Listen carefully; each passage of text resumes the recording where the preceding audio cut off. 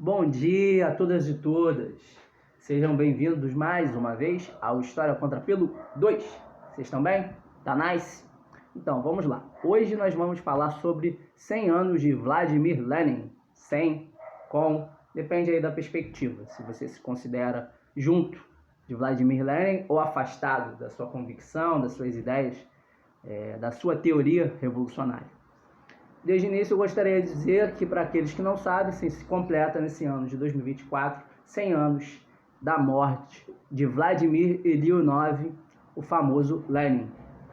Lenin, que foi um revolucionário em vários sentidos. Eu ouso dizer que Lenin foi não só aquele grande revolucionário que atua ali na prática, liderando a Revolução Russa, como foi o primeiro que ressignificou a partir da sua realidade, a partir das condições, analisando as condições da Rússia do século XX, do início do século XX, que ele teve condições de revolucionar, inclusive a própria teoria marxista, né? Que, na verdade, até aquele momento era o pensamento marxiano, o pensamento de Marx, junto de seu companheiro Friedrich Engels. Então, a partir daquele momento que, na verdade, começa a existir aquilo que a gente conhece como marxismo. Então, Lenin foi aí um verdadeiro revolucionário da praxis. Desde antemão, e eu já coloco aí a primeira questão que vai nortear aqui a nossa conversa. Hoje nós não temos um fundo mais atrativo, né? O fundo aí com livros. Eu estou tendo aí, fazendo essa transição para fazer novos vídeos para vocês, e hoje nós temos aqui um fundo branco mesmo. Talvez até combine aí com o inverno russo. Então, a primeira pergunta que vem à tona que se remete a um livro que o próprio camarada Lenin escreveu, que é O que Fazer. Eu acho que Lenin, e aí para dialogar mais com vocês, para vocês entenderem, talvez tenha vindo na cabeça de Lenin aquilo que o Mano Brown falou naquela música do Racionais. O que fazer quando a fortaleza tremeu e quase tudo ao seu redor melhor se corrompeu? E o que isso tem a ver aí com essa nossa conversa sobre o Lenin e sobre a Revolução Russa? Ora, o que eu gostaria de falar para vocês é o seguinte, é que Lenin, enxergando a realidade do movimento operário, como ele vinha se desdobrando as suas ações ali na realidade russa, e o papel que o partido político tinha enquanto vanguarda desse movimento operário, era que tudo estava ruindo. Era justamente que as condições dadas naquele momento, as condições materiais, apontavam para alguns vícios nesse movimento operário e na sua direção. Alguns desses vícios era a questão do espontaneísmo. O que é isso? A gente lembra, por exemplo, da geração espontânea, né? Daquela teoria que falava que a vida surgiu a partir da geração espontânea. Você colocava ali alguns pequenos seres vivos e eles surgiam do nada. Então, assim, a espontaneidade, ela vem de um gesto que ele não é pensado, ele é um gesto que acontece de uma hora para outra, do dia para a noite. Então, o espontaneísmo é o que vigorava no movimento operário do século XX, no início lá do século XX na Rússia, né? Além do espontaneísmo, também é uma visão muito economicista, ou seja, aquele movimento de trabalhadores russos, eles se pautavam sobretudo em pautas, eles se baseavam sobretudo em pautas econômicas. Então, a luta política, né, a reflexão teórica acerca da luta política não era considerada, né? As pautas econômicas, que são importantes, né? O Lenin, como bom marxista, ele entendia, né, o conceito de dialética e entendia também que a base econômica era fundamental para o desenvolvimento, né, do capitalismo e até do seu próprio germe, que surgiria ali o proletariado enquanto classe antagônica à burguesia, que conduziria, que seria a principal força do socialismo. Então, o que acontece? O que seria o economicismo? O economicismo é um foco, né, só na pauta econômica, ou seja, você vai lá, você vai fazer uma greve e aí você quer lutar por menor jornada de trabalho, justo, salários mais dignos, mas não se preocupava, não tinha o foco na questão de formar uma direção política, uma pauta que fosse, por exemplo, mais participação no parlamento, participação, existência de novos partidos, porque não podemos esquecer que vivíamos no czarismo. E o czarismo era uma forma, eu vou colocar como se fosse uma forma de feudalismo, embora eu tenha muita dificuldade de colocar esse conceito, porque é um conceito que se aplica a uma realidade do século IX em diante na Europa, né? Do século IX até a crise ali do século XIV. Então o czarismo era mais ou menos, era um governo autocrático, onde existia a figura do czar, ou czar, enfim, que era o imperador, a monarquia russa, tá? Nicolau I era ali o czar da Rússia naquele momento. Então, esse era outro vício. Já falamos de espontaneismo, economicismo. Nós tínhamos também um outro vício que o Lenin vai fazer alguns escritos que depois vira um livro também dele que se chama Esquerdismo, a doença infantil do comunismo. O esquerdismo é você basicamente uma esquerda sectária, muito radical, na verdade nem radical, o problema em si, porque você precisa cortar o problema pela raiz, esse é o significado da palavra radical, mas que não se alia a outras forças, que acha que aquela secta ali, aquela parte, ela não compõe um todo e que ela tem a verdade de tudo, ou seja, vira dogma, não pode ser questionado. Então Lenin olhou para aquele vício ali que acontecia dentro do movimento dos trabalhadores, considerou uma doença infantil do comunismo, ou seja, uma enfermidade e que tá ali, tá junto de movimentos, de formas de socialismo ainda muito prematuras, né? De um proto-socialismo que não poderia vingar, não poderia chegar na sociedade comunista, até porque não tinha maturidade para isso, né? Não entendia as condições objetivas que se davam ali na Rússia do início do século XX. Essa é a primeira pergunta, o que fazer, né? Problemas candentes do nosso movimento é o livro aí. O livro que eu acho de mais profundidade do Lenin em relação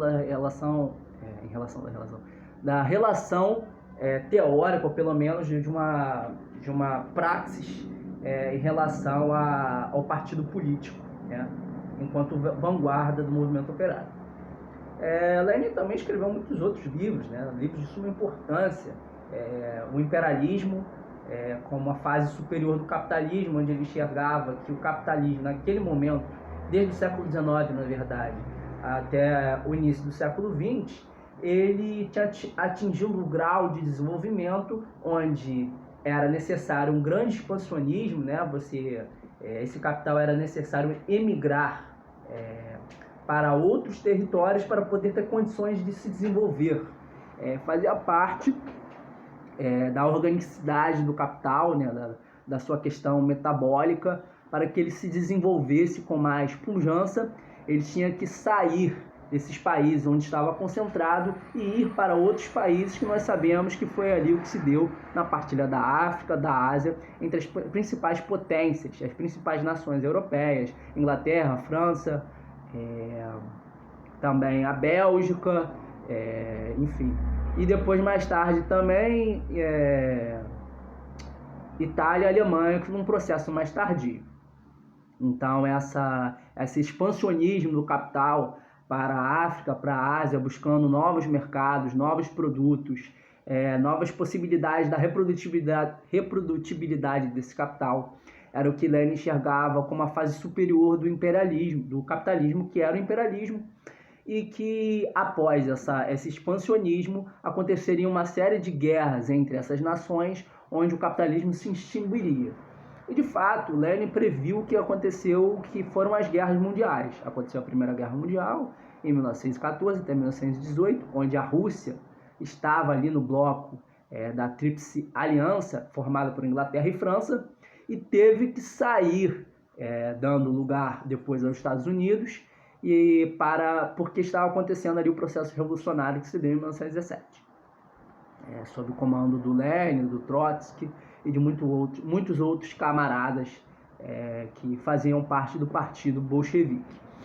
Então, depois da Segunda Guerra Mundial, quando Lenin também já não estava mais vivo, porque eu disse no início do vídeo aqui que ele faleceu em 1924, que foi de 1939 a 1945, né? Enfim, uma série de outras guerras que se deram ali entre os principais estados-nação já ditos aqui.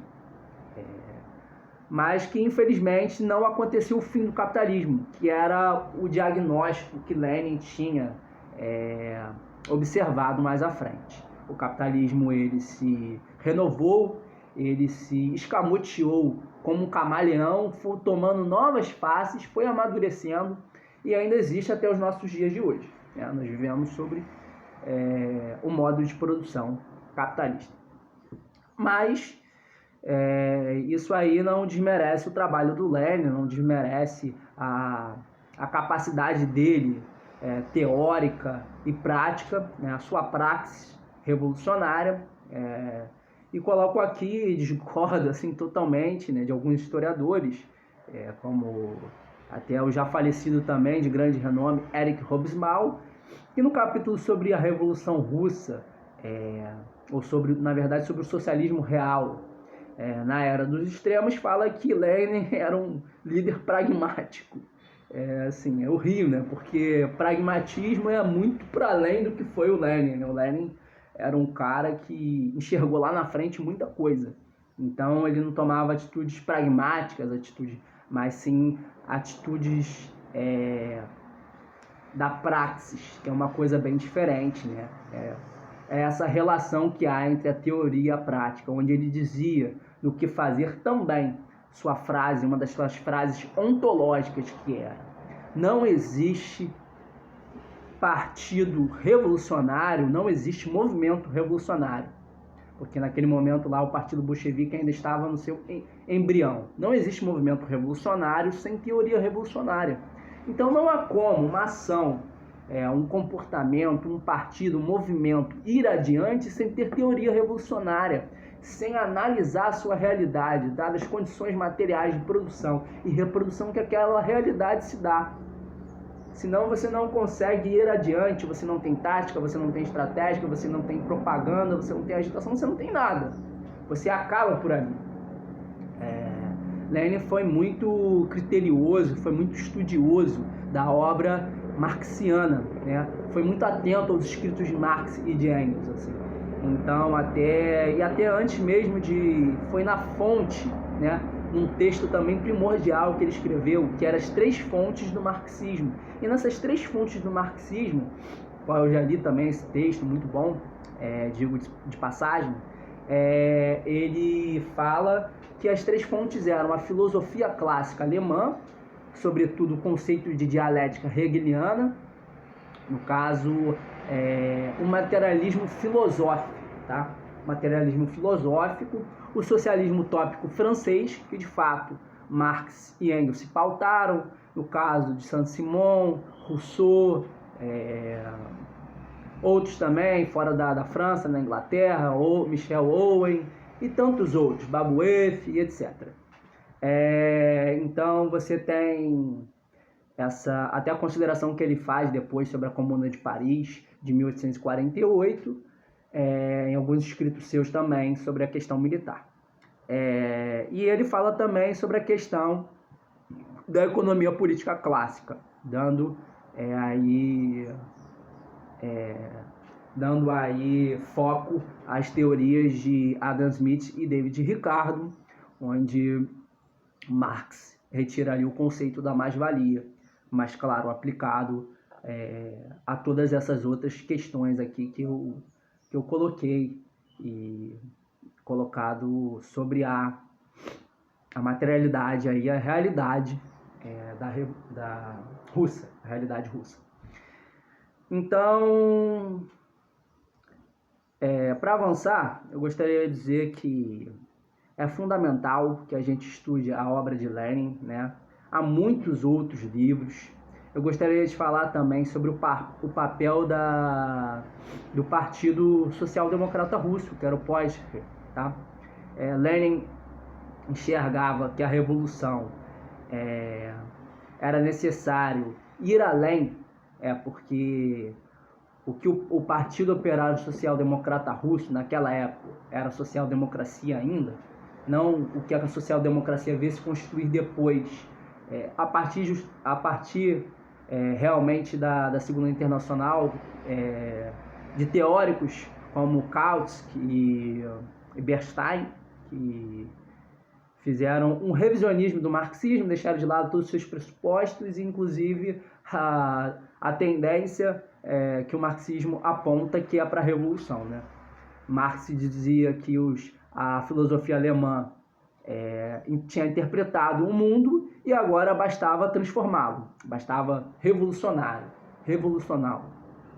Então, a partir dessa perspectiva, Lenin apontava que na Rússia era necessário haver uma revolução, e o partido bolchevique, que surgiu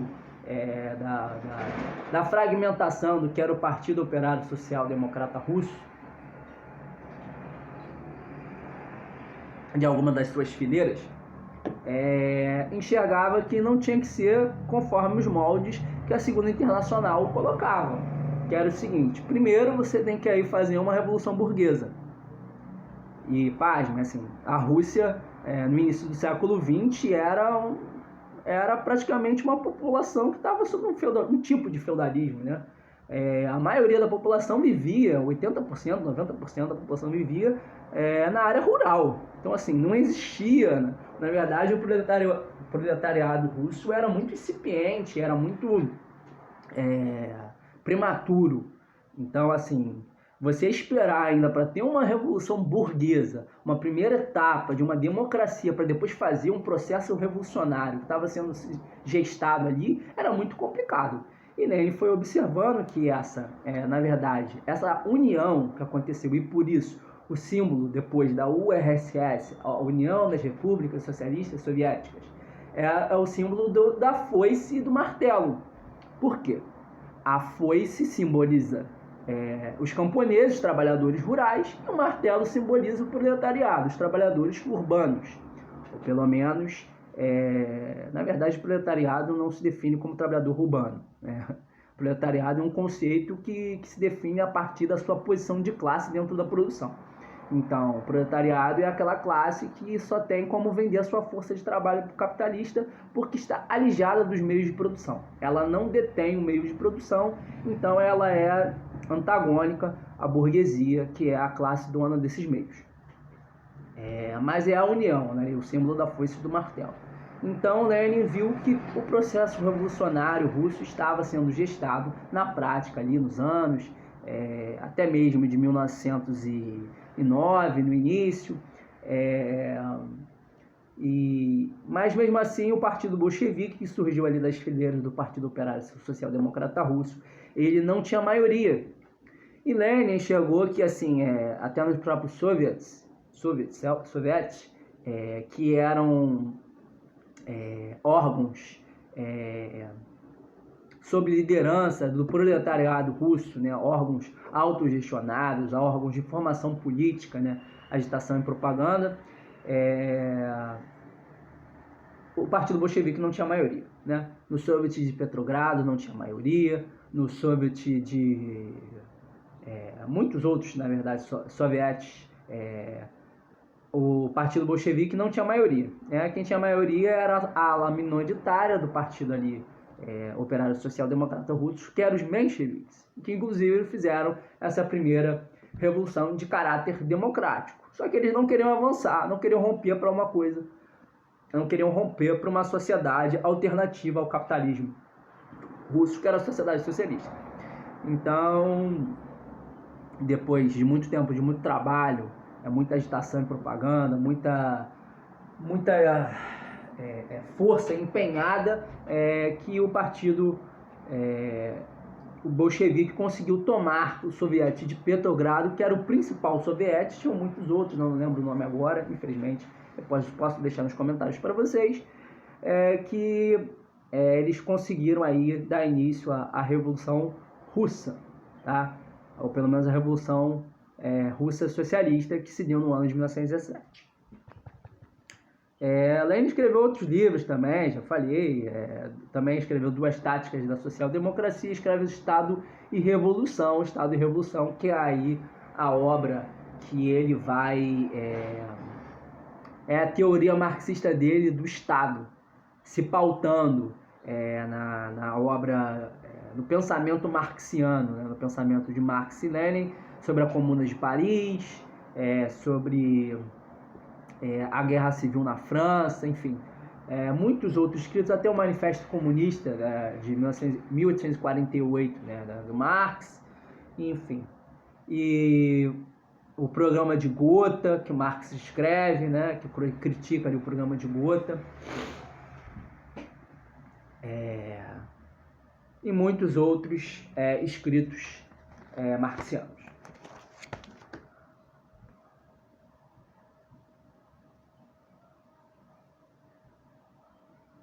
Então, ali no Estado e a Revolução, ele escreve um conceito fundamental, e tem muita discussão sobre isso, né, sobre o que ele chamou de ditadura do proletariado. Ele fala assim, é o seguinte, o Estado, ele não é uma instância, pelo menos como os liberais escreveram, ou como os contratualistas, né, o Locke, o Rousseau, o Thomas Hobbes, que no caso do Thomas Hobbes é diferente, é uma outra perspectiva, né, do Estado Leviatã.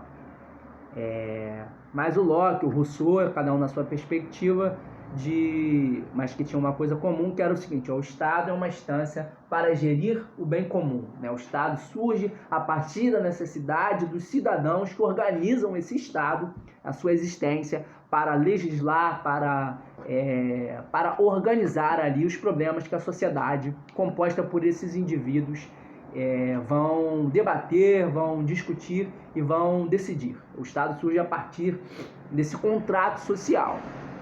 Aí o Lenin vai lá, na obra do Marx, e fala, não, é o seguinte, o Estado, ele é a força que se impõe através de uma classe.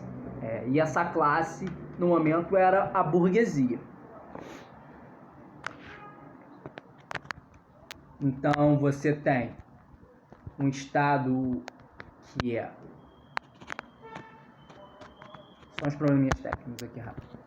Então você tem um Estado que ele é a força de vontade, ele é o monopólio da violência, ele detém o monopólio da violência porque ele é o monopólio da violência de uma classe específica, tá? Então os interesses, é óbvio que hoje a gente tem discussões, outras teorias, né, outros teóricos marxistas, o Gramsci, enfim, Polanyi, etc., que discutem mais a fundo isso, né? Que não é tão preto no branco assim, tá? Mas que é isso, o Estado detém o monopólio da violência e esse monopólio ele é exercido através de uma classe específica, dos interesses de uma classe específica. Então ele não é gestor do bem comum, ele é gestor dos interesses da classe dominante. Bom, tá. E o que a ditadura do proletariado tem a ver com isso? Que ele fala o seguinte, no socialismo, se atentem a isso, tá? Eu, professor Pablo, estou falando para vocês se atentarem a isso. Socialismo não é comunismo, tá? Não confunda o socialismo com o comunismo. Socialismo é fase de transição.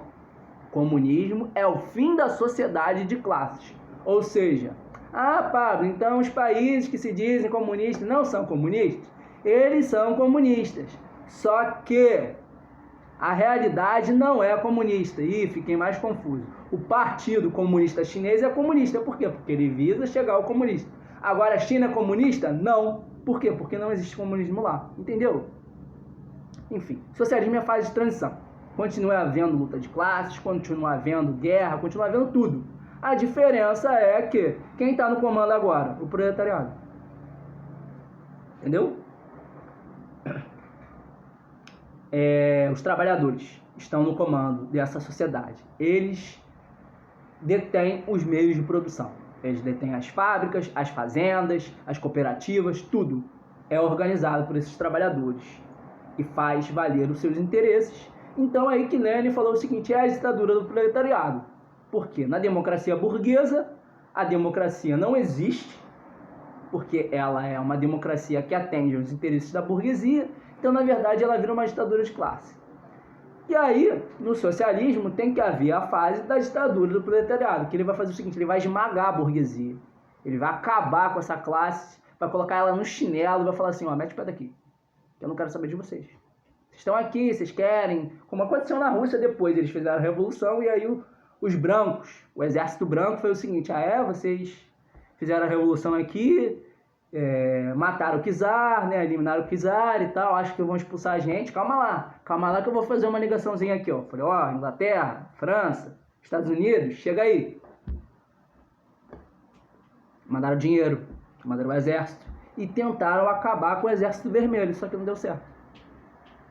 Não deu certo, e aí depois a União Soviética ela só acaba, como nós sabemos, aí no final da década de 80, 89, enfim, na verdade 1991, com a queda do Muro de Berlim. Então, a ditadura do proletariado ela precisava existir. Hoje, né, outros teóricos, enfim, muitos se discute que não é bem assim, que deveria ser de uma outra maneira, mas Lenin escreveu dessa maneira. E aí ele escreve lá no Estado da Revolução e fala assim: socialismo como transição para o comunismo. Nessa fase, nem o Estado nem a luta de classes, desaparecem. Só estão a serviço do proletariado. Foi exatamente o que eu falei. Continua existindo todas as outras coisas. O Estado continua existindo, a luta de classes continua existindo. Então você tem também as crises econômicas, elas vão existir. Só que agora, quem vai tomar a frente desse processo de mudança profunda dessa sociedade é o proletariado russo. Tá bom? Tá nice? Tá light? Gostaram desse vídeo? É isso. E aí eu queria dizer que aí vocês têm que considerar. Será que esse vídeo aí faz parte de um dia que abalou o seu mundo? Como lá o livro clássico lá do... Quero que vocês leiam também esse livro, que aí dá todos os detalhes sobre o processo revolucionário russo, que é Os 10 Dias que Abalaram o Mundo, do jornalista americano John Reed. É um trabalhista americano, tá? E ele fala aí, passo a passo, como se deu lá na Revolução Russa.